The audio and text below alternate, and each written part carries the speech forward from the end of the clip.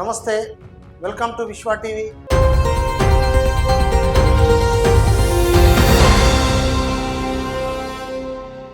ముఖ్యంగా ఈ దేశంలో ఎన్నో సమస్యలు, ఎంతో వెనుకబడినటువంటి జాతి, ఎన్నో కష్టపడుతున్నటువంటి వర్గాలు, కులాలు, అసలు ఈ యొక్క బ్రతుకులు ఏ విధంగా వారు పీడిస్తున్నారో, అసలు బతుకులను ఏ విధంగా ముందుకు సాగిస్తున్నారు అనేటువంటిది ఆలోచించినప్పుడు చాలా బాధేస్తుంది. అయితే మనం గమనిస్తే ఇప్పుడు గత 10 ఏళ్లుగా ఒక బీసీ ప్రధాని ఉన్నాడు. బీసీ ప్రధానమంత్రి మోడీ గారు పాలిస్తున్న సమయంలో ఏ రాష్ట్రం కూడా కొద్ది కూడా ఆలోచించడం లేదు. ముఖ్యంగా మన దగ్గర ఒక బీసీ ముఖ్యమంత్రి కానీ, ఒక బీసీ స్థాయి నాయకుడు కానీ గొప్పగా కనపడుతున్నట్టు ఎక్కడా కనపడలేదు. కాబట్టి ఓ బీసీ మేల్కో, ఈ రాజ్యాన్ని ఏలుకో. ఎందుకంటే దాదాపు కొన్ని చోట్ల 50%, కొన్ని చోట్ల 70%, కొన్ని చోట్ల 60% ఉన్నటువంటి బీసీ జనాభాలు ఆయా రాష్ట్రాలు, ముఖ్యంగా తెలంగాణ విషయానికి వస్తే తెలంగాణలో పోరాటానికి, ఈ యొక్క తెలంగాణ ఆవిర్భావానికి చాలా మంది కార్యకర్తలు ఉపయోగపడింది బీసీ వర్గాల నుంచే.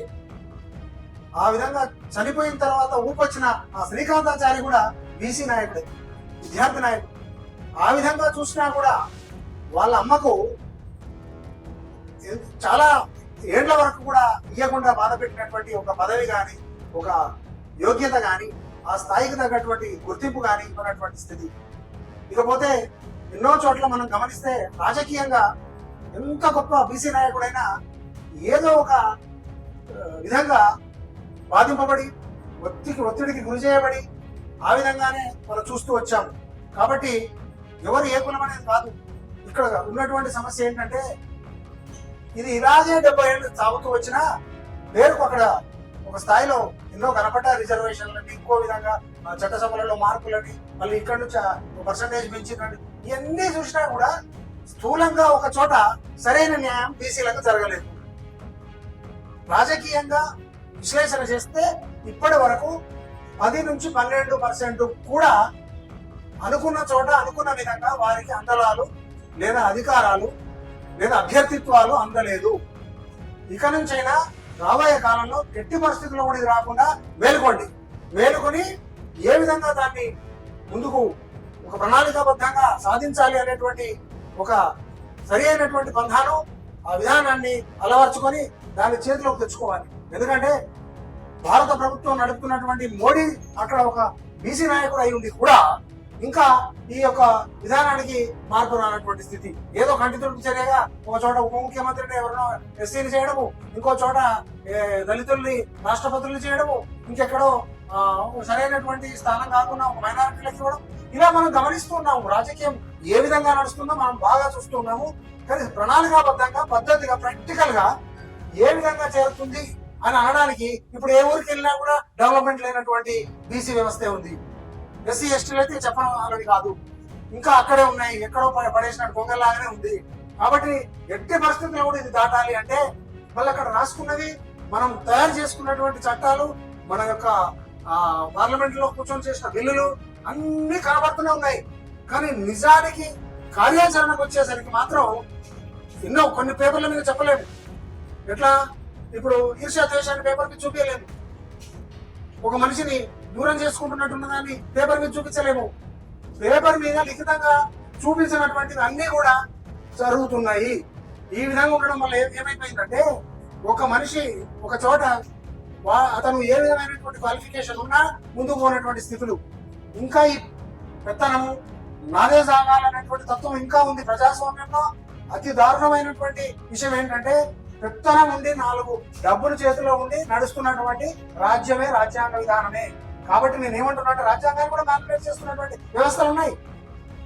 కాబట్టి నేనేమంటున్నా, అక్కడికక్కడే అలా కాకుండా ఎట్టి పరిస్థితుల్లో కూడా దీన్ని నిలబెట్టుకోవాలి.